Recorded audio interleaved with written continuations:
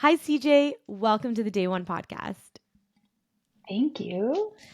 I am pumped for this conversation today because typically sometimes we have experts on, the doctors and naturopaths and people that are like so prevalent in our journeys. And they come on and we get to really dive into their specific perspective in that genre.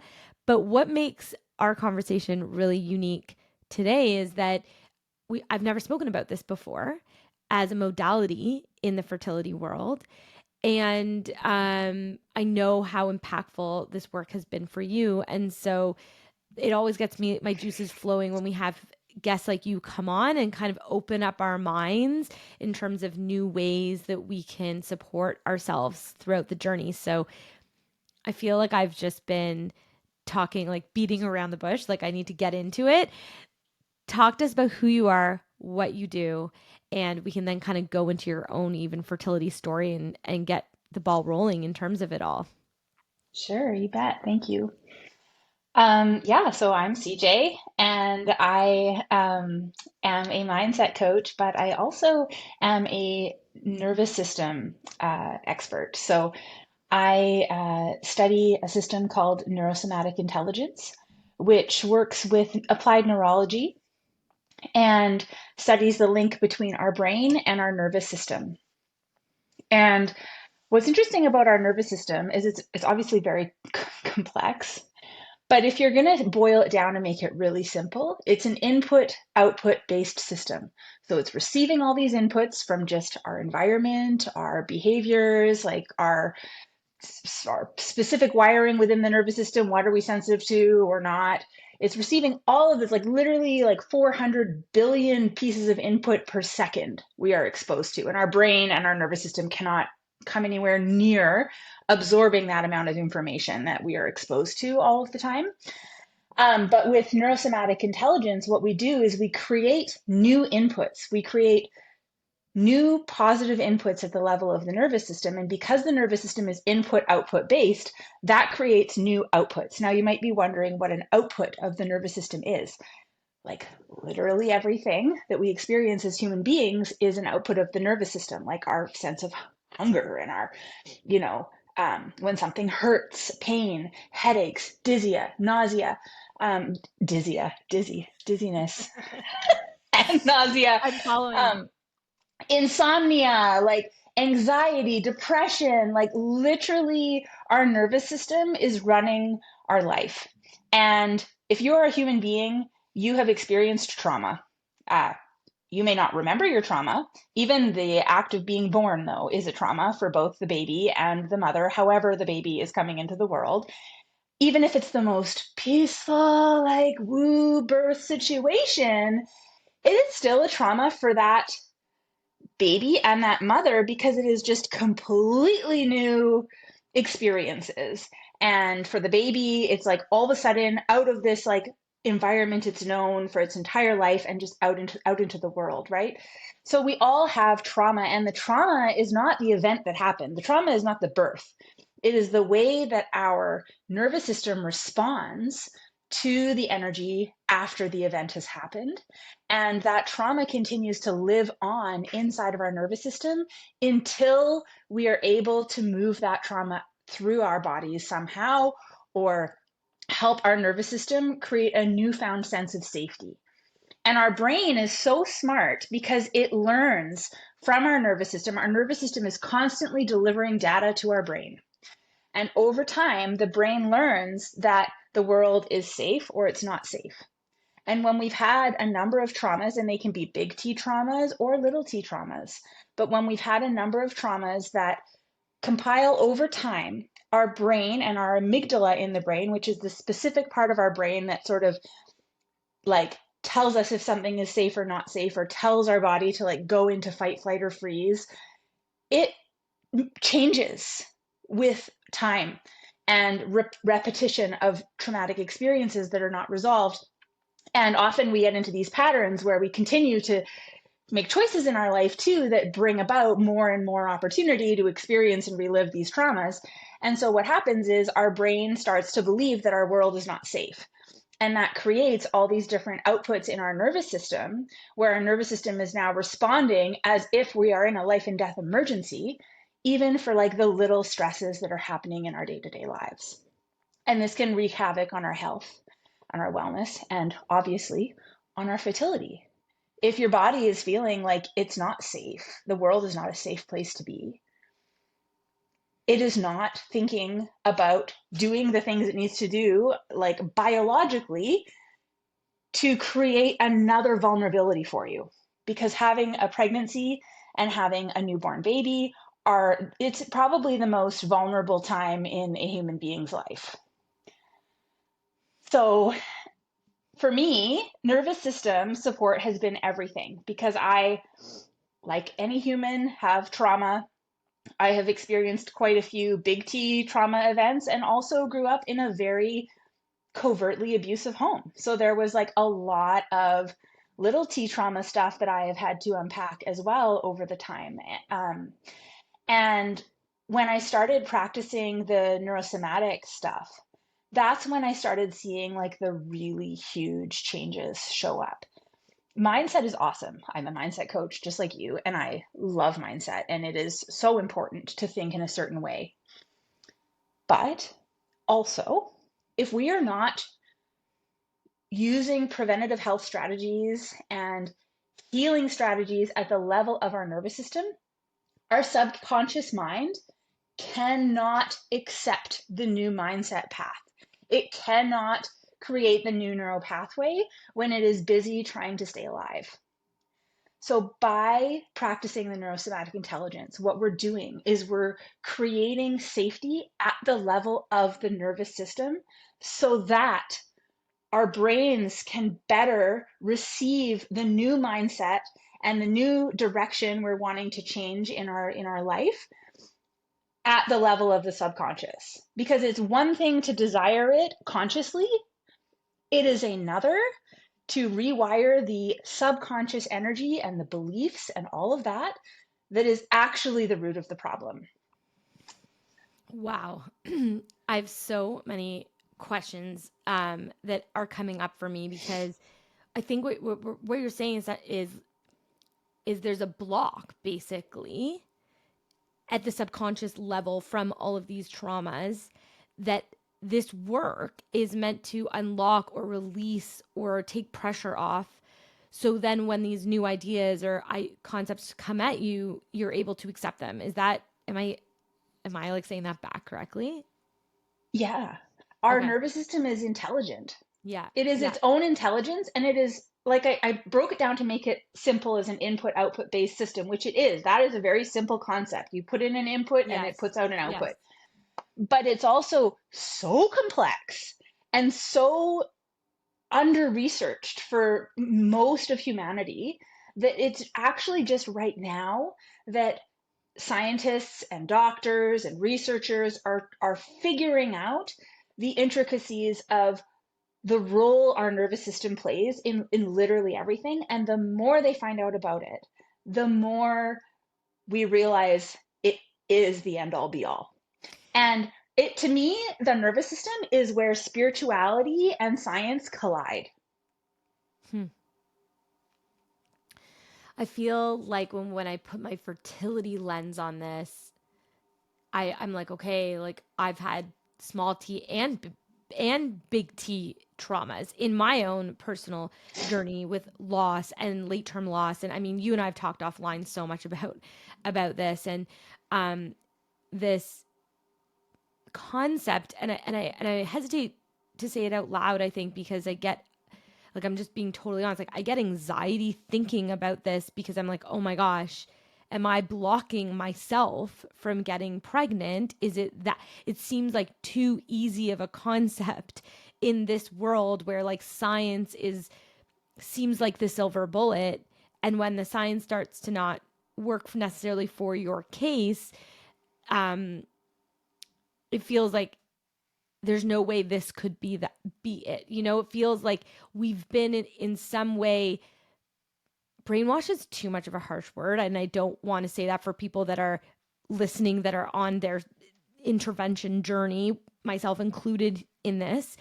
Um but I walked into IVF, I walked into assisted, fertility with this idea that it was going to work at the first time, that like I'm going to throw money at the problem, I'm going to go throw science at the problem, and it's going to work. And years and years and years go by and it's not working. And when you and I have met, what you're kind of starting to say, and again, I don't want to put words in your mouth because this is so not my wheelhouse, but is this idea that the traumas that have happened to me have like embedded themselves into my body. So there's almost this, like, the idea of pregnancy subconsciously is almost blocked because of how much anxiety and stress and fear and all of that, like, from a subconscious level. When I hear myself say it though, from a conscious level, I'm like, that can't, no, I want to get pregnant. I want to get pregnant. So what I think is happening, or what you're saying to me, is consciously you want it, but subconsciously there could potentially, and likely because of the trauma that I've had, I'm blocking it because my nervous system is like on overdrive from the years and years and years I've put myself through these like traumatic positions. Am I kind of like, I'm trying to put it in my own words, even from a place of like, I can feel like I'm getting hot talking about it. Does that make sense? Yes, it does make sense. And that is a nervous system response. Yeah. That you're feeling hot and sweaty. Yeah. I'm It's like, showing oh that my you're God. dysregulated. I just feel, So I just want to say, like, and I want to speak on behalf of probably a lot of listeners that are listening to this, of like, I think I get anxiety and resistance about talking about this because I feel like, no way. Like, I don't believe it. I know. Now is a good time to do a neuro drill Okay. that Okay. I can talk you through it, Okay. because Yeah. if you're feeling dysregulated, there's probably someone else listening that's also like, I'm getting Yeah. hot. It's hot in here. Or some other symptom that's showing up because they're like, oh my God, it can't be, just like you're saying. So you're going to rub your hands together like this, Okay. and you're going to create some friction and some heat. You're going to notice that in the palm of your hands. Yeah. And as you pull your hands apart, you might even notice your hands are still tingling. The palms of your hands might still be tingling. Yeah. And then you push that energy into your heart. Press your hands into your heart and take a deep breath, but breathe into the back of your heart space. Imagine your breath going right in behind your heart. And then when you breathe out as if you're breathing through a straw. Like, purse your lips and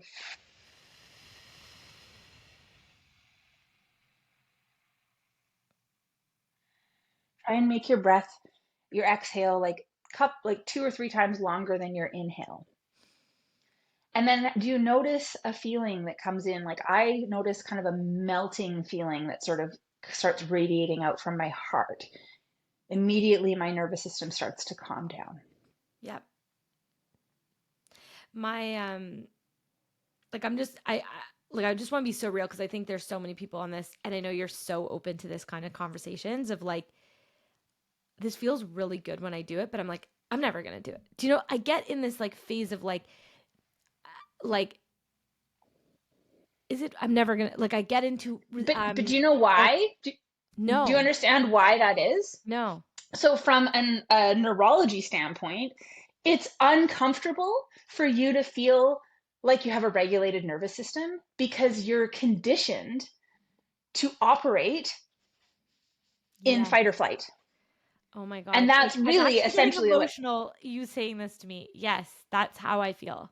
yes. And our brain, it's okay. So, like, again, when we understand what's going on, like, mechanically inside of our body, it helps us get rid of the shame and all that shit from, like, oh my God, why am I holding on to this trauma? I'm blocking myself from pregnancy and blah, blah, blah, and all that self directed blame. No, dude, you are living in a human body that has an user's manual that we don't have a copy of.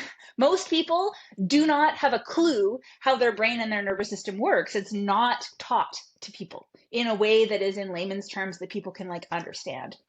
No one's going to go pick up a medical journal and read that and understand it, like if you're just in a fertility journey, right? But our brain is programmed to want everything to be a pattern. It wants to predict things. And so that's what I'm saying, is that your amygdala gets conditioned to be a certain way. And that is the new modus operandi.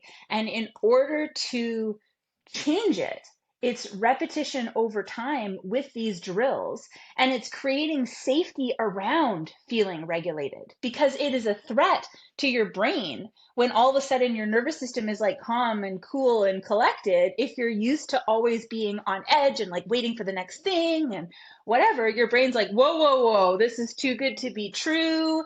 There's probably a threat around the corner. Get your back up and be prepared and go feel your stress, because that's how we live our life. Yep. So, especially in fertility, I think it's like we're bracing a lot of clients, a lot of conversations that I have, especially the onset of the work is like preparing for the worst. I'm going to prepare for the worst. I'm going to put my back up. I'm going to like that idea of it because then it won't hurt as much. And I know logically, also through the work we've done, is that like that's never, that doesn't work. So, why would you put yourself in pain for a period of time when it would hurt even regardless? I think what you're even saying is you're adding to that saying, well, consciously, I think you're saying consciously you're going to work to prepare, not prepare for the worst, but from a nervous system, what are you doing to bring that calmness down during those periods of time? And that's probably the missing like piece on this a little bit. Well, we also need to understand that there's two different ways that our brain helps protect us from stress. So one is conscious suppression of stuff when you're like, I know this really bad thing happened, or, I know going to the fertility clinic is a trigger for me, but I'm going to choose to be happy and joyful today. And I'm going to repress that bad memory I have or that fear of the unknown that I have. And I'm going to just be in a good vibe. Okay. The negative energy does not go away when we do that. It just doesn't, it's not top of mind, but it's still a living, moving energy inside of our body. So that is conscious suppression. But what our brain also does, which we are completely unaware of, is repression. And I'm on that side. exactly. So Yeah. this is when our brain is filtering stuff, and it just goes, it doesn't even go into our conscious, because the way our brain works, everything goes into the back part of our brain first, our old survival brain. And from that place, it's like our inner mechanics, and our amygdala has a role in this as well, that decides whether that information gets to go to our conscious mind, where we can actually know that we're thinking it, or whether it just goes right into the body. And with a lot of this stuff, it's too much for our brain to feel safe consciously thinking about. And so it goes right into, and that is happening all the time for people. Even if you're not in a fertility process, being a woman is unsafe. Okay. If you're a person of color, there are so many things, like going to work environments sometimes feels unsafe. Marriages can feel unsafe, but we're in it. And so we can't consciously unpack the concept of like making a change in one of those areas. Or sometimes it's systemic and we literally can't change it. Like I would love to just change patriarchy culture and supremacy and all this stuff, but like it's not like that. It is systemic. So our brain learns that it's too much for us to be thinking about this shit all the time, and it gets into a habit of repressing that energy.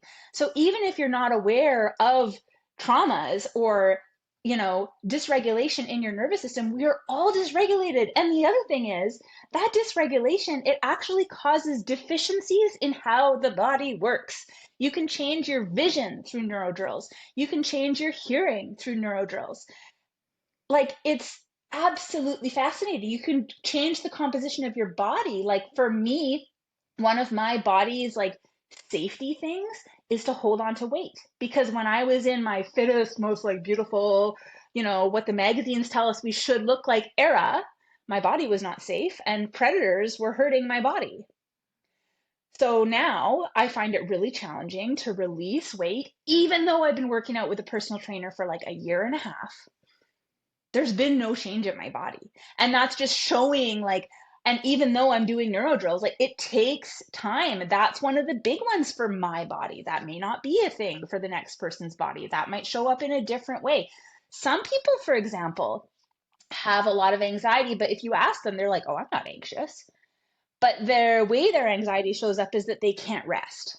Their like house is immaculate all the time. They've got the fresh baked things. They're doing all the stuff. It seems like they're like winning at life, right? Everything seems like it's totally in order. But that's actually how their anxiety is expressing itself, is that you have to be doing in order to be worthy, and you gotta be, can't sit around and do nothing or whatever, right? So sometimes these things, like I am neurodiverse, I have ADHD, but for the most part, a lot of my ADHD traits have been like helping me succeed more than causing a disability for me. So I didn't even realize the disability part until very recently. Like I've lived my whole life with this brain that operates totally differently, thinking that there was something wrong with me in times when I was struggling with the downside of the disability. I was internalizing that and being like, I'm a bad person. I didn't do what I said I was going to do today or whatever. When actually that's just wiring of how my brain works. So when we can understand these things, and that's what I'm so passionate about, is like taking this really complex science that I've learned, because I'm a nerd, and so I do read the research papers and I do attend like 3 hour long lectures to like talk about the brain. It's not everyone's cup of tea. But as someone who was a graphic designer for 15 years, one of my strengths is taking really complex information and like boiling it down and making it helpful and simple for people to like get it, like easily. And that's what I want to be able to do with this, because I really do believe that like this is the missing link for fertility. Because just like you're saying, the science, it's like, oh, I'm going to the fertility, and like the science is science, like it's proven it's going to work. So why is it then that some people do go in and they have an IUI or IVF and it works the first time, and then somebody else potentially with the exact same mechanical issues going on in the body does the exact same procedure and gets a totally different result? Hmm. Yeah, so much of what you're saying like resonates with me. This isn't the first time like I've had this a bit of this conversation with other people, I usually talk about my own journey on here because it's better for me to do that versus like a broad, like to make a broad statement on the community as a whole. But like I remember when I had lost my late term loss Ruby, when I lost her, and I went to see my acupuncturist at my first meeting with her, and I was like, I don't have a problem getting pregnant. Like I have no problems. I'm totally fertile. Like my issue is just I've had this trauma. We've had this late term loss. I'm not getting pregnant as fast as I can. And she to this day is like, remember when you came in? Remember you came in? But I think what happened for me, and I'm not saying this is my full like I don't fully know obviously, but a conversation or a narrative that's been talked to me about before in by multiple healers and has been, um, I thought IVF was a silver bullet. It wasn't for me. And I started to create this idea that, like, it's hard for me to get pregnant and it's hard for me to do it. And I'm not ever, like, it's not going to work. It's not going to work. It's da, da, da, da. And it became my new lens. And that's really when I found mindset, because that was bringing me down so deep that like I was like, I can't live like this anymore. And that's when mindset and this work and all of this stuff started to really resonate with me, because it started to move me out of a victim and move me into this type of work. But what my point from what you were saying though is that I am curious, if I never went into science world and I stayed in my no, I can get pregnant world, like where I would be today. Who knows? I might be in the same place. Like we will never know that. But I do remember the shift of my like internal dialogue from having a live child who's 6 now to I remember not thinking this was a problem for me and then thinking it was. And I'm always curious if it was a barrier, if it's been a bit of a barrier for me. Well, if you're curious about it, then there's a good chance that that is. That's your intuition helping you see what's going on under the surface. And, what I want to say as well is that we have to understand that our nervous system is not separate. Mm-hmm. My nervous system is not separate from your nervous system. Yes, it is each, we are each contained, our nervous system are each contained and unique to our own bodies, but the nervous system is a co-regulating system. This is why we can walk into a room and you can tell right away if someone's mad at you. Yeah. Or even if they're not mad at you, they've just had a bad day. You can like Hmm. feel it, right? When someone's vibe is off. And let's just talk for a second about the vibe of the fertility clinic that we are co-regulating too, because I can't speak for all fertility clinics. I am only speaking from my own lived experience at my own fertility clinics that I have experienced, but it is not a positive place to be. Okay. You are co regulating to every single person in the waiting room, every single nurse that has helped someone through a difficult part of their journey that day, that is feeling the emotional impact of like not being able to help that person the way they had hoped to, all that stuff that is unspoken, that is under the surface, we are immediately co-regulating to at the level of our nervous system. And combine that with the repetition of going to the clinic, going to the clinic, going to the clinic, got to get your blood work done, got to get your ultrasound, got to get your shots, whatever. It starts to change our nervous system. And again, this is why it's so important to be doing neuro drills before you get into the clinic. I sit there and do them discreetly, like while I'm sitting there, because I don't want to take on everybody's energy. Hmm. Um, I also, did neuro drills while I was having my procedures done because I have sexual trauma, which, I don't like to be up with my feet in the stirrups. It's not, I don't know if anyone like loves that feeling. Maybe. Well, I think I've dissociated Yeah. actually. Um, I'm fully working. I don't have any emotional connection to any part of the like internal ultrasounds, anything like that. I'm just like, in and out. Like that's my coping mechanism for sure. Yeah, and like what I'm trying to say is that that is a coping mechanism that is associated with trauma. Yes, a That is hundred letting percent. you know that Yeah. the trauma is in the driver's seat in that moment. And that's what I'm trying to say is that Mhm. I have trauma. Like I was literally sexually assaulted by a doctor while I was in stirrups. Okay, so like the level of trigger for me of going to the fertility clinic is like peak. So, but what I'm saying is that through the neurosystem practices, when I've had my recent ultrasounds and when I've had the fertility treatment done, I was able to be calm and present and ready and engaged in the experience. I was not dissociated like I once was. I used to just check out the moment I walked through the front doors of any doctor's office, dunzo. Mentally, just not in my body at all. So this is so such an amazing conversation. I just wanted to like say this is so interesting to really push yourself to start to think about it like this because majority of people in this journey are in survival mode. Like that's where I like to intersect in the work that I do to say like, no, we need to learn to integrate this into your life. So this isn't your life. And I think what you're saying is, and we need to figure out how from like a nervous system perspective you can it needs to match that type of work for like that ultimate,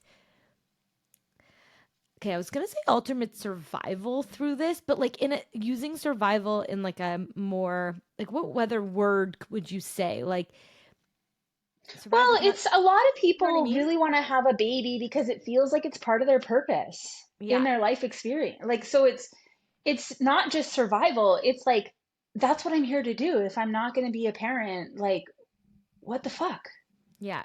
Like right? It's something that is and this is the interesting thing too is that a lot of this is subconscious and like don't even get me started on a conversation about whether everyone is meant to have a child or not or whether we are programmed to Oh, believe that that's oh something my we god, need to do. I literally just got goosebumps. I can't. You know what I would love to pick your brain on quickly, and then I'd also want to just hear about your own experience because what's really cool about this is you don't just study this, you have applied it in your own journey, which I think is really impactful. But the genetic side, so which I think is also part of your journey, like moving through that idea that, you know, your um I think people do a lot of donor and have resistance in donor on their in their own, and I myself included, like an egg donor, like letting go of my genetics. And like, what is your opinion? Because I'm sure a lot of people, I think their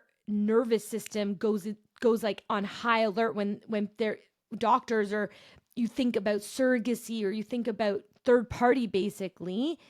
I feel like my nervous system goes from like, I know this journey in one way, and when that presented to me, I'm like, I can feel myself like resistance, fear, nervousness, like, and so then I don't want to go into that path because it almost feels like too like my vibration's too high, and I don't know how to.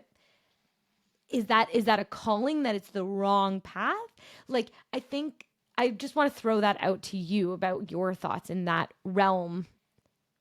When something feels uncomfortable, it doesn't necessarily mean that it's wrong. It means that it's different from what our brain has been patterned into thinking before, and it's uncomfortable. Like, I don't know, do you remember, I don't know, when I was a kid, it was like this big craze all of a sudden with toe socks. And like you put on socks that have like little Yeah. like gloves, like little Yeah. pockets for each toe. And I was like, oh, I gotta get me some toe socks. And like those are so cool. And I remember looking everywhere for them and finally found a pair. Was so excited. And then I put them on and I was like, what? Like I could not handle, even though it was something I really wanted, the feeling of it felt so foreign and so bizarre. Like I could not handle them. And it took a long time before I could manage wearing them for longer than 5 minutes. Is that a problem with the sock? No, that's just my brain was like, what is going on? This feels a lot different than what I normally wear. And I think it's like that with, when we're looking at our mindset and we're looking at our subconscious and we're starting to like unpack some of our trauma, we're not used to doing that. We're used to just operating and like numbing. Like for my whole life, I've been a high achiever. One of my coping mechanisms was to suppress absolutely everything, mask, and just thrive on the surface. It looked like I was thriving. Underneath the surface, I was suffering. I was suicidal for a good chunk of my life. So I guess, and I guess sort of to circle back to your original question, my experience is so different from many people's because my decision to become a parent happened at the end of one of my relationships when I was approaching my 30s, and I was like, okay, this relationship is not the one for me. I'm moving out of this relationship and I need to make some choices about what I want. I'm about to turn 30. It felt like kind of a new era, right? And I always imagined myself having kids like earlier on in my life. I always was like, when I was a kid myself, I was like, I'm going to be married by the time I'm 22 and I'll have kids when I'm 25. And like, all the conditioning messages that I had absorbed as a child. How could I have known what I really wanted? That's just regurgitating what I was told I should want as a woman. But anyhow, I found myself 30 and like ending a relationship and being like, what do I want for my 30s? Because so far in my 20s, it's been looking for the man that could be the person so that I can have the family. Like, I Mm. really actually want the kids more than the husband or the wife or whatever. I actually just really want children. And it was at that point that I decided if I want children more than I want a partner, why do I expect that trying to find a partner first is going to work for me? When as soon as I find the partner, my mind is immediately going to this place that is actually not appropriate in the first 2 weeks of a relationship, wondering if this is like the partner that I'm going to raise my family with and like judging everything against that. That was my pattern. It Mm. took me a long time to figure that out. And so I was like, fuck it. I actually have all the body parts to like make a baby. And I actually don't feel like I was really scared to be pregnant, to be honest. I was really afraid of like being a single pregnant person.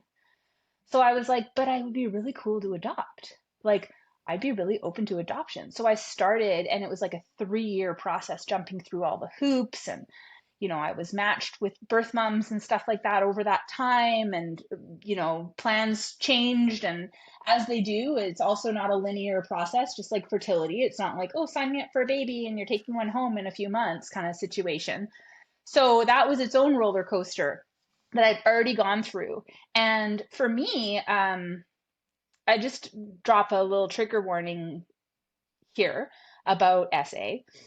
For me, what happened was I was sleeping, and somebody I was sleeping with had sex with me while I was asleep. And that is how my baby was conceived. It was not consensual. Obviously, after that happened, the relationship itself was very much on the rocks. And then I found out I was pregnant. And what was really interesting about it was that a few weeks into the pregnancy, we get the midwife and we set up for the first ultrasound, and we go to the first ultrasound. And the first ultrasound, they told me that the fetus was not viable. They're like, this is not a viable embryo. You're going to be having a miscarriage in the next few weeks. And I was devastated. Even though that pregnancy had totally destroyed my adoption plan, I was still in the adoption plan at the time. I had actually put myself on the waiting list at the fertility clinic because the adoptions had fallen through so many times. I was like, I don't know how much more of this I can take. Maybe I should look at donor sperm. Who knows?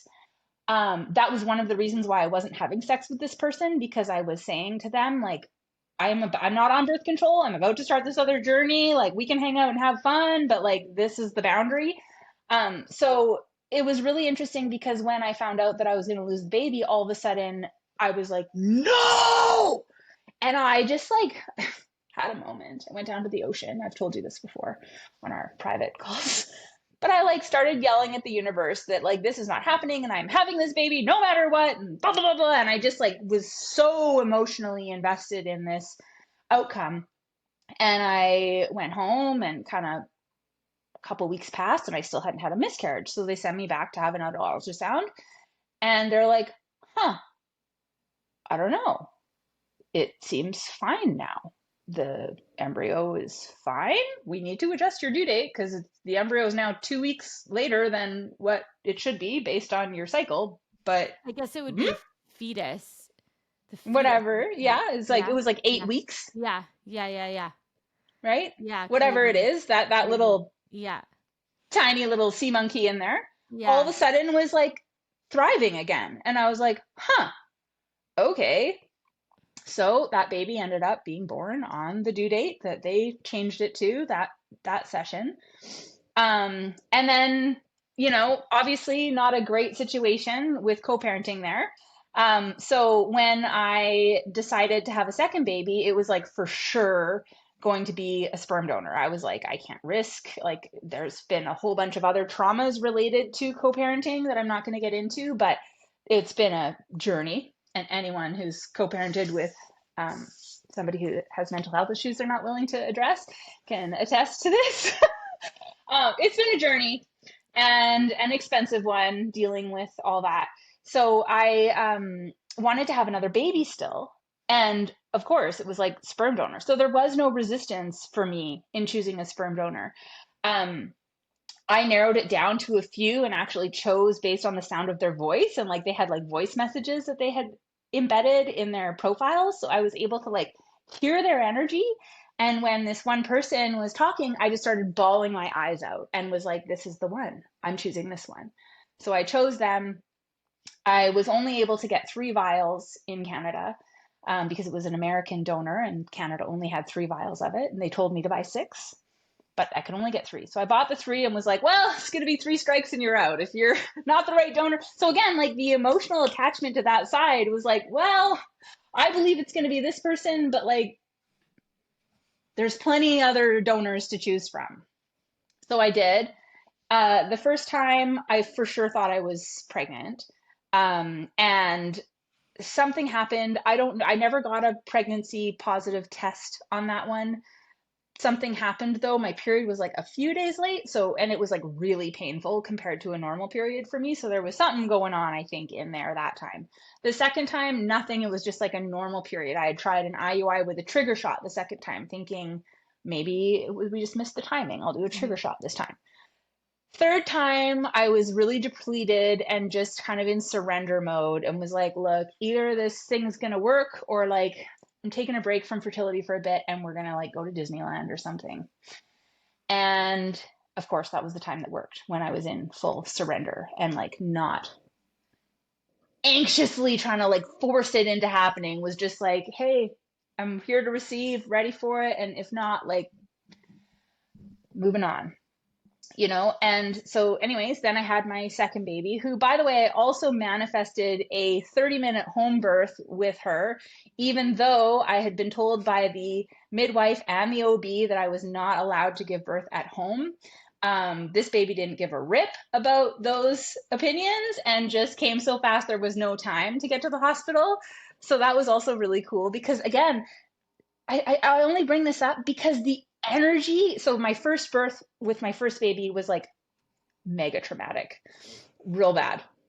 And then the second one, I was joking, knowing that I had had this 2-day horrific experience trying to deliver my first baby. I was like, well, after all of that, second one's going to come in like an hour at home. I mean, like, the universe owes me like a nice, easy situation. I am not doing that again. So we're going to just do, and I knew it was not likely given my history. So I thought it was funny to just joke about it all the time.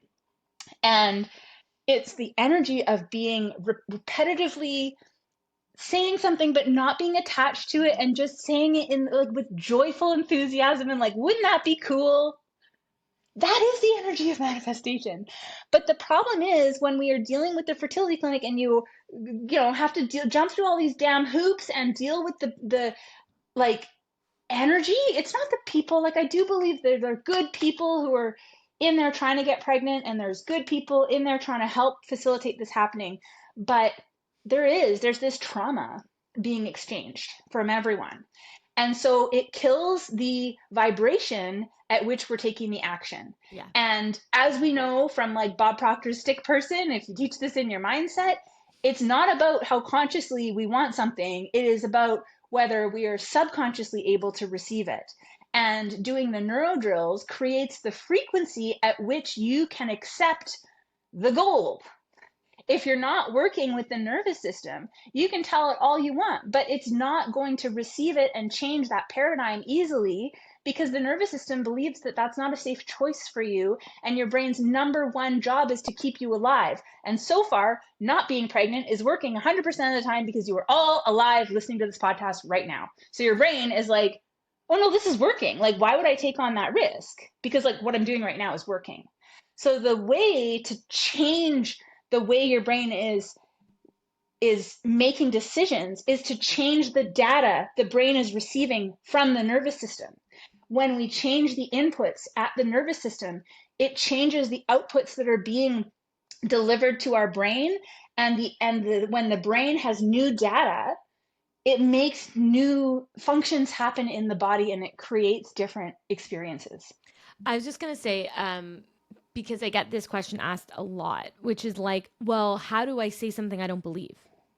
How do I, you're talking about being able to, and I've been there before in my journey as well, of like this true surrender and true, just like, it is out of my control. I'm going to do what I can, but like, this is sort of, I like to use the analogy like passing the baton, like I've done my work and now I've passed it off, and like I'm going to run through it. But the idea of like you were saying, change the data, right? How do you change the data if you don't believe in that? That I think is the hardest piece, is like, it's working, I'm surviving, I'm alive. Well, now to change it, how do you get to that? That's a question I get often. So when we're doing a neuro drill like we did earlier, in that moment, we're creating safety in the nervous system. When the nervous system feels safe, it can receive those new ideas. Got it. It's what you're available So for. you sandwich the new thought between two neuro drills, because the thought is dysregulating, because that's creating a change, and your nervous system is like, I fucking am at capacity, I cannot handle another thing on my plate, no thank you. Yeah. Because it's still busy processing all this other trauma and systemic problems and like whatever that we're not thinking about. So we're thinking that like, oh no, it's just fertility on my mind. Sure, but your nervous system's doing all the other stuff, and we need to regulate at that level first, so that it can so there's this concept called a threat bucket. So this might help you to understand. I wish I had a glass of water to like demonstrate this. I'll make a reel about it maybe later. People can find it on my Instagram. Yeah. So if you imagine like a glass of water or a bucket of water, and about like halfway up the bucket of water, the class, there's like a little valve, like an output, kind of like your bathtub, so that your bathtub can't overflow and be splashing all over the floor. Once it gets to a certain level, it starts draining itself. Okay. So this is like what our nervous system is like. There's this window of tolerance, this threat bucket in there. And most of us right now, especially after the last 3 years, are operating at peak levels. It is, we cannot take another drop in the bucket. Every time something else comes in, something has to come out of the bucket so that it doesn't overflow. Because I forgot to mention, if the bucket completely were to overflow, like if your bathtub were to completely overflow, cause a huge flooding problem in your house, that's a big fucking problem to deal with. You don't want that. So we all install the drain. And mechanically inside the body, again, if our nervous system was completely flooded, like we would die. So there is this output thing that happens. When we get to a certain capacity, one of the outputs is infertility. One of the outputs is anxiety, depression, insomnia. Like literally any shitty thing that's happening in your body, I could tell you, is an output from the nervous system. Like cancers, autoimmune diseases, eczema, like literally everything that is going on is happening as a result of imbalance inside of our nervous system. So you're saying almost like it's a symptom. The issue, this the fertility infertility is a symptom of something else going on that is the root of the problem. And so like I use a flashlight for example, and I talk about how the nervous system is like a flashlight. It's like you change the input, you press the button and the light turns on, you press the button again and the light turns off.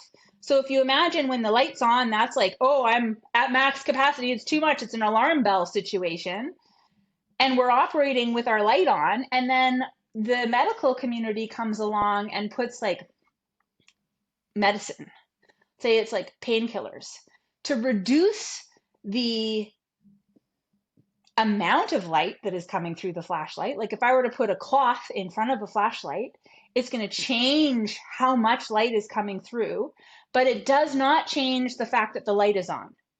What we're doing with neurodrills is like we're hitting that switch to turn the light off instead of trying to numb the problem or fix it or mask it or whatever with something else. Most of the medical community is trained to deal with the output.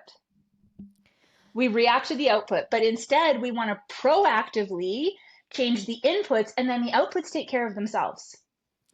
Yeah, I think what you're saying, it's like this is like a different way to look at it, or different coming to my mind is almost like therapy, right? It's like when you have issues with all these people in your life and it becomes a pattern, it's you. Like you have to go inward to figure out what's going on with you that's having all of these reactions to everything else in your life, changing you first. Then that will then have a ripple effect on how you have relationships and how you experience it. It's almost saying the same thing, but from like an actual body perspective. Yeah. Yeah. Yeah. We're all here as spiritual beings trying to experience ourselves. And sometimes I think things don't work out the way we planned because there's a bigger plan. Like Mm-hmm. for my experience, if I had gotten pregnant the first time I had tried with Micah and my fertility clearance treatments, or the second time, I didn't have a crystal ball at that time to know what the summer of 2019, well, basically what the whole first half of 2019 was going to serve up for me. I was dealing with a battle that I had no idea even existed yet. I was in no place to be having a baby, and it would have seriously compromised the safety of my other child if my baby had come a month or two early. There is no way I could have known that at the time. I was just grieving the fact that it didn't happen. I didn't understand that there might be a timing thing at play. And So then in go ahead. hindsight, it's like, right, okay. Well, I was just gonna say too. It's like, I mean, hindsight you can only see when you're there. Like you can only Yeah. connect the dots when you have dots to connect. Um, but but just asking a question from the like what's the word for people that don't believe, like the Skeptics or the devil's skeptics, advocates yeah, out yeah, there. yeah, yeah, that are listening right now. um you know, there are people that have done this journey that have like been in survival mode, they've been in fight or flight, they've done all of their things, and then it works. They haven't changed anything, they've just kept on their path. Well, that's not actually true because the nervous system is always changing. The nervous system is different now than it was when we started this conversation. The nervous system changed again when we did the neuro drill. So like we never know what frequency we're in any given moment. Hmm. And it doesn't mean that we can't experience like pregnant. Like, look at how my first baby was conceived Yeah, through trauma, yeah, yeah. right? Like, So what, again, not coming from me, just coming from people listening, I always like to be like, what do you think people would ask if they were me? But it's like, so then the question becomes, why do it? Like, and I guess the response is because it could be it is and could be a barrier to what you're going through right now. let me tell you why to do it. So this isn't. I've shared my first two pregnancies with you, and then now I'm going to share my third pregnancy. So, um, I had bought, it was like a whole thing to manifest two more vials of sperm from the same donor that I had used previously. Took about a year to actually just get the sperm. Then I just had an intuitive hit like in September. I was like, it's time. Like they'd been sitting on ice for almost a year. It's been a bit of a rocky 2023 for me, for a lot of us, I think. Um, and it just didn't feel like the right time to use it. So it was like just there, and I was like, I'm not ready to do this yet. And then all of a sudden, I was like, oh, I think I'm ready.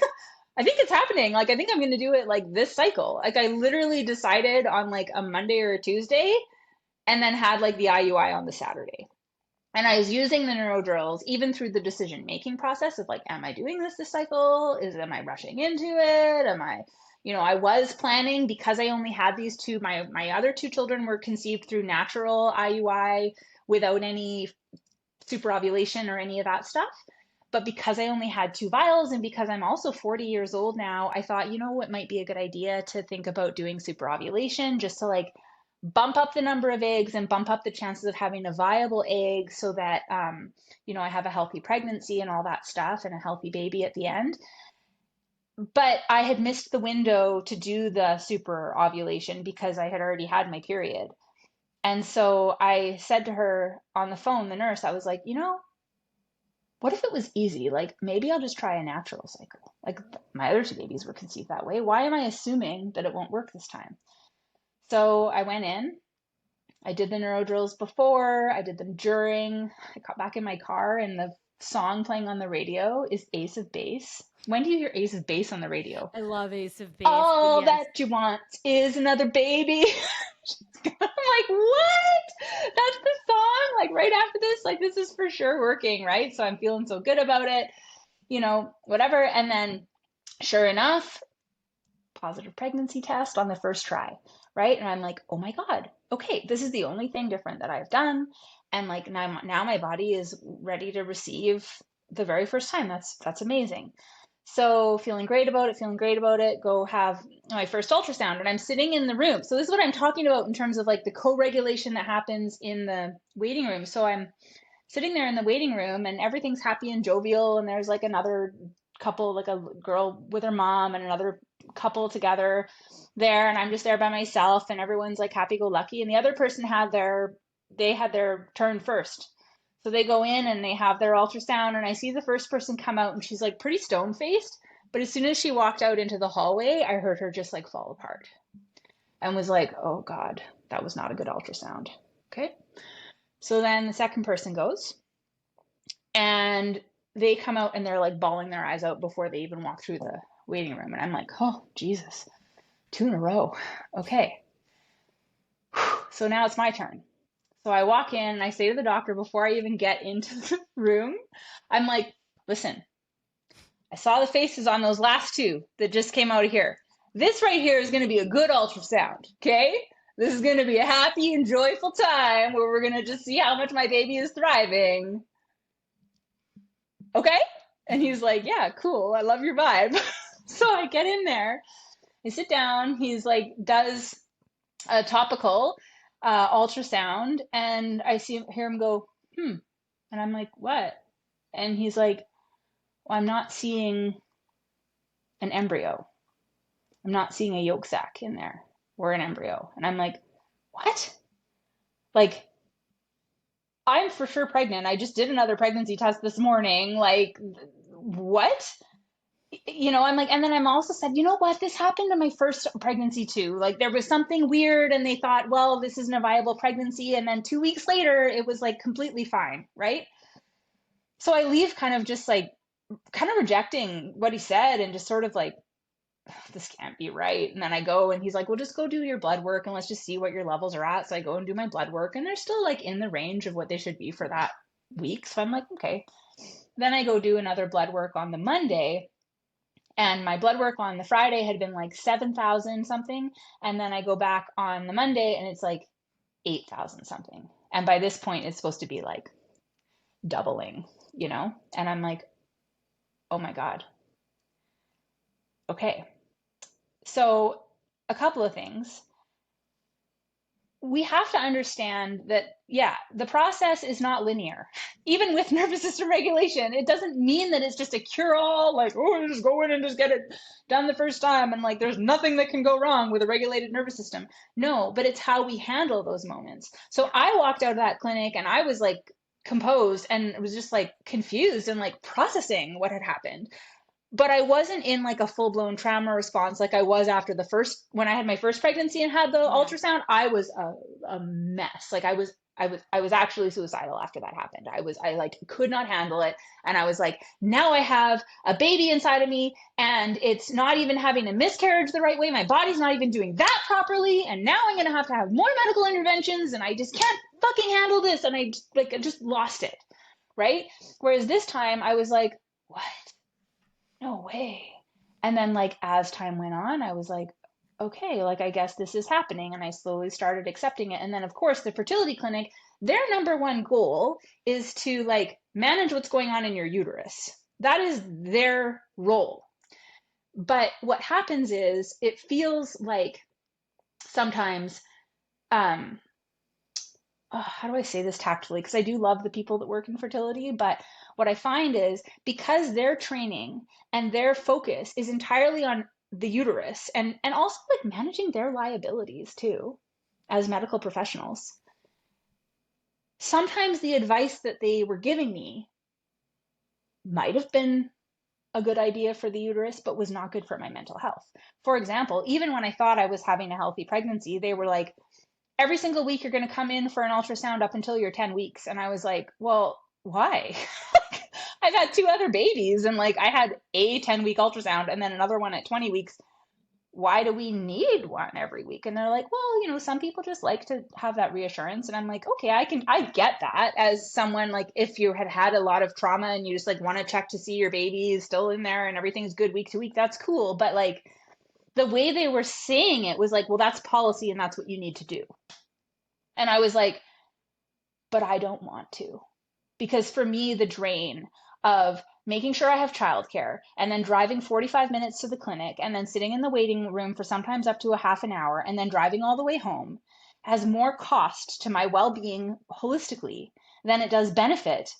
There's nothing that's going to change by you having a look inside my uterus. Nothing is going to change inside of my uterus. Like, so of course, once I had this like pretty negative ultrasound experience, they were like, okay, you need to go back the following week. So it was like the first one had happened on a Friday and they were telling me to go back the next Thursday. And I was like, no. And they're like, pardon? And I'm like, no, I am not going to go and do another ultrasound. And they're like, why? Well, we need to make sure. And like, there's all these things that can happen. And like, what if it's ectopic? And what if it's this? And you can have, a fallopian tube blow up and like all this stuff on the phone. And I was like, because of the nervous system regulation, navigating that experience, I was able to say, okay, but we have a visual of what's going on inside of my uterus. The gestational sac is inside of my uterus. So I don't think there is anything else inside of my fallopian tube, because if I had two babies growing, my HCG levels would be a lot higher than they were. So it's probably just the one gestational sac, and we can see that it's in my uterus lining. So help me understand, is there another reason why I should be going to have an ultrasound? They're like, well, it's just our policy. And it's just, we need to make sure that your body's going to like release the pregnancy, and because it can become toxic if it doesn't release. And I'm like, okay, but like, we're 8 weeks into the pregnancy. It's taken 8 weeks to get to this point where we found out this is not a viable embryo. Why is it all of a sudden an emergency within days after having that information that, I need to be having a miscarriage like right now, or we have a problem? Like I said, I trust my body. I trust my body. I've had two other babies. I never had an issue with either one of them with hemorrhaging or like the placenta not detaching and taking care of itself. Like my uterus knows what to do. So, what that allowed me to do was to be taking care of myself, to use the very limited capacity that I had to look after my kids. Because meanwhile, I'm still a single mom, and I'm still over here doing daycare drop offs and pickups. And it was my daughter's birthday while I was having a miscarriage, and it was a freaking pool party, you guys. Um, so I'm making cupcakes, I'm taking my daughter to dance class, and meanwhile, like the contractions of the miscarriage was also a huge surprise to me, because I obviously was like, well, it's not going to be as big of a baby, so like should be pretty, it'd probably be more painful than a period, but should be pretty straightforward to like go through this miscarriage. And wow, I guess again, nervous system plays into this, because the nervous system has learned through having two other babies, like, oh, this is how you get an 8 pound baby to move through the body. Okay, cool. We've got another thing that needs to move through the uterus. It's go time. And it was like totally comparable to um, the experience I had having like pretty massive contractions right before a like 30-minute home birth. Um, so that was a shock, because again, like when I was actually having the baby, there's like a care team here helping me with that, and I wasn't having to look after my kids at the same time. Whereas this time, like my kids are downstairs watching a Disney movie, and I'm upstairs in the bathtub, like trying not to like be audible while having like intense contractions, and then being like, okay, I need to get out of the bath because like I need to put the kids to bed. So just have to like go deal with that, and then come back. Like, I don't know how I would have been able to cope with all of that if I didn't have I don't even think I could have this conversation so soon. Like, I just stopped bleeding within the last week. This is fresh. Oh my The gosh. nervous system stuff, what I'm saying is it is essential, regardless of the results, because it is such a huge support. It has been such a huge support in me navigating this loss. Um, and this obviously could have been a traumatic experience. Like, for also, I mean, I don't know, I don't know how graphic you get on this podcast, but I was We like, could go there. I was actually shocked at what came out of me. And then I was like, Yeah. well, I guess, you know, 9 weeks by the time, it came through. Yeah, So it's a I'm like, fetus. It's that's a fetus. You are passing something. It is really, yeah, it's interesting. I didn't know, like, we didn't talk offline about how your pregnancy was going. I only knew you were pregnant from the IUI, and part of me was like, she's gonna tell me that, she came back 2 weeks and it was there and it was good to go. And although obviously that would have been unbelievable and what I would have preferred, it I think it really shares the point of like, it's the journey, it's the day to day, it's the management piece of this. It's not the magic wand of the outcome. Um, and so I feel like you've touched on all sides of the power of nervous system work, both from what you do professionally, but how it's impacted you personally. Because I think it's like, you've gotten pregnant and you've had babies because of the work, and you've moved through loss because of the work. Like, it's a full picture of um of getting your nervous system to is basically befriending it through all of these different things. And I'm just like, my heart and my soul and everything is just so sending you so much love and so much gratitude, and that you're able to even share this, and paint this picture for this community. It's a gift. I always say it's such a gift. Thank you. Yeah, it is.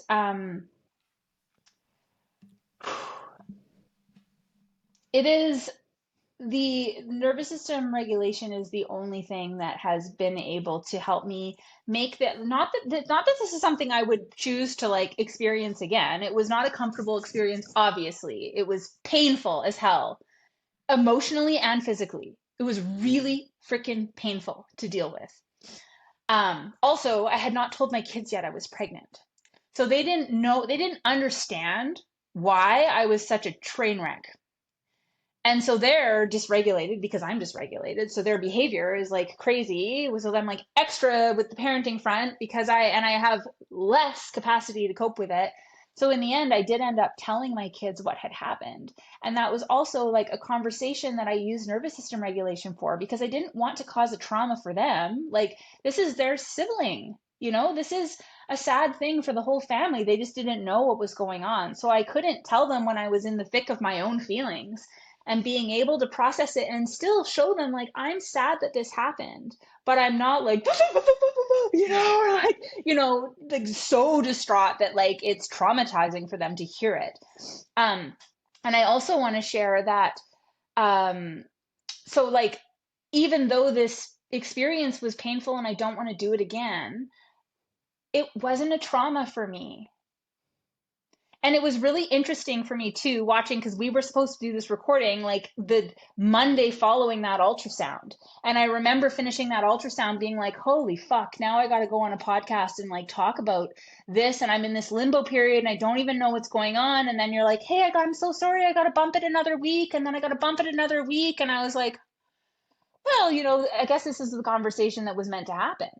Right. And so again, like, and then also the nervous system stuff helped me get to a place where I wasn't like, oh my God, I've got old eggs now and I can't have a baby and blah, blah, blah, all the like rabbit holing that can happen after a miscarriage when we're wondering if it's like something wrong with me or whatever. I was like, I'm truly at a place where I'm like, well, you know, that baby, and who's to even say it's my eggs?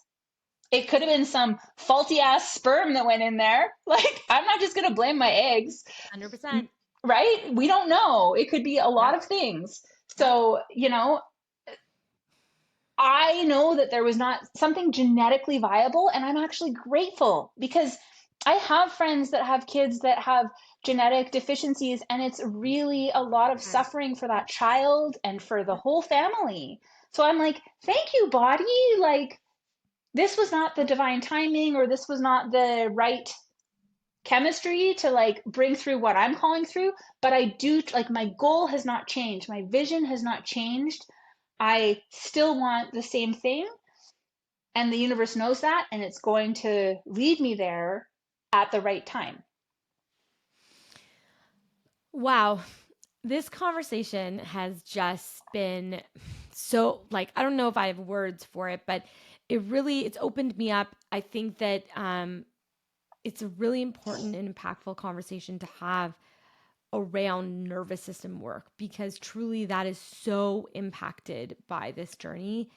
I am just so truly, truly, truly honored to have you on, and on during this time and what you've gone through and how fresh this is. Um, I hope you'll come back and you can, share where and how, and the work you've done to continue to build your family. I want to ask you a question I ask all of the guests that come onto the podcast, which is, what advice would you give someone starting day one of their fertility journey? Trust the process. We as human beings think we need to control things, and control is actually also a output from the nervous system. The Mm, need to control comes from a felt sense of not feeling safe So I need to control what's going on. And that is not the energy of creation. Think about Mm. an artist. A lot of the artists, when they sit down at a blank canvas, they don't actually even know what they're going to create. They say, oh, I just let the paint show me, especially people that do abstract art.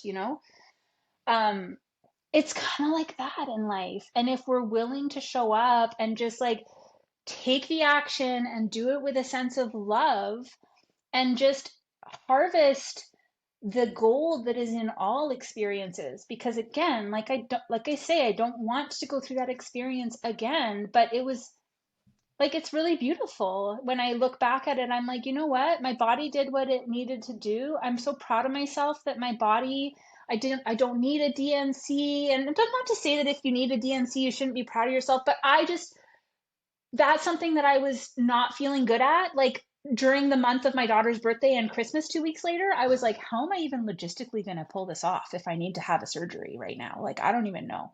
So, like, I use these tools to help um, support my body in what it needed to do. And it's, I made the choice to keep the placenta, and I went on a little pilgrimage into the forest behind my house, and I planted this little cedar tree that has been sent. My daughter brought it home in kindergarten. It was like this tiny little thing, Oh, and now she's you in. buried the fetus. That's I so, buried it under this tree, yeah, so now I can go and visit, yeah, whenever I want, and so and beautiful. that gets to be part of the journey. It Yes. doesn't have to be remembered as a trauma. It can be remembered as an experience that brought our family closer towards our goal. Yeah. I like to look at all of my losses as stepping stones. It's like they were only moving me forward. Like they had to happen for me to keep moving forward, and it gives it purpose and it gives it momentum. It doesn't give it like I'm moving back, I'm going backwards because I had a loss. No, it's like, this is the stone that you had to step to get to the next stone. So I think that's just so beautiful. Well, and what story is it going to be each time I walk past the tree? Am I going to choose to be like, that's the time I lost the baby? Yeah. Or am I going to be like, that's the time I got pregnant on the first try? Yeah. Yeah. And I my love body did that. exactly what it was supposed to do with that I love chemistry. that. I Proud of love that. myself. Like I'm proud of you. it's the story we assign to this experience that's going to define how the experience is for us. Yes.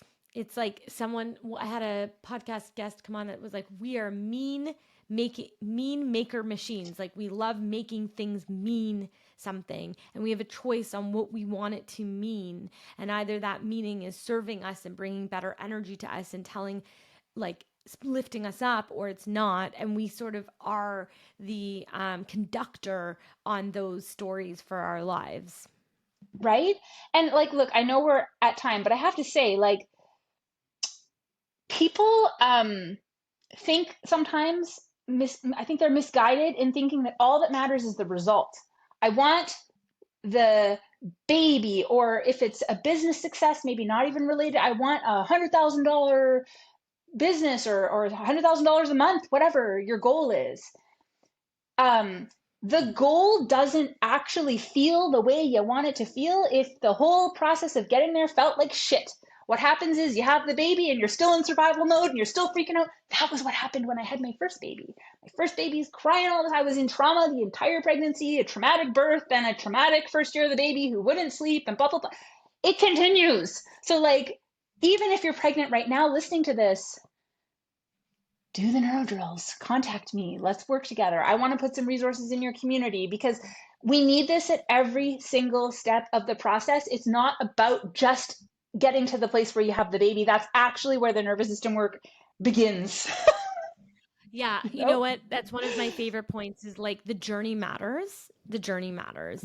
Where can people find you and how can people work with you? Yeah, so I'm on TikTok at cjsmith.ca, and also on Instagram with the same handle, and that's also my website, cjsmith.ca. So I do one-on-ones, I have group coaching programs. I also have written 2 books. So there's a really awesome book called Radical Reflection that is like a coloring, it's like a creative mindset journal. So you're like expressing your feelings through color and pattern and texture, because sometimes with these really deep experience, like if somebody asked me to write a journal entry about how I feel about the miscarriage I had last week, I couldn't get Yeah. past the first sentence. But I tell you what, I could take a crayon and I could scribble all over one of my books, and that is how I feel about it. You know? Yep. But it's like, whoa, that I was a love lot of the work that you're energy. doing. Yeah. No, I think it's true. It's like there's needs to be different ways in which we can channel different experiences based off everything that we've been going through. So, thank you so much. This was really such a um complex conversation in like the best way possible. Like it was really like we want to talk about fertility from a holistic point of view. Like we've really done that in today's conversation. And so I just wanted to say thank you from the bottom of my heart.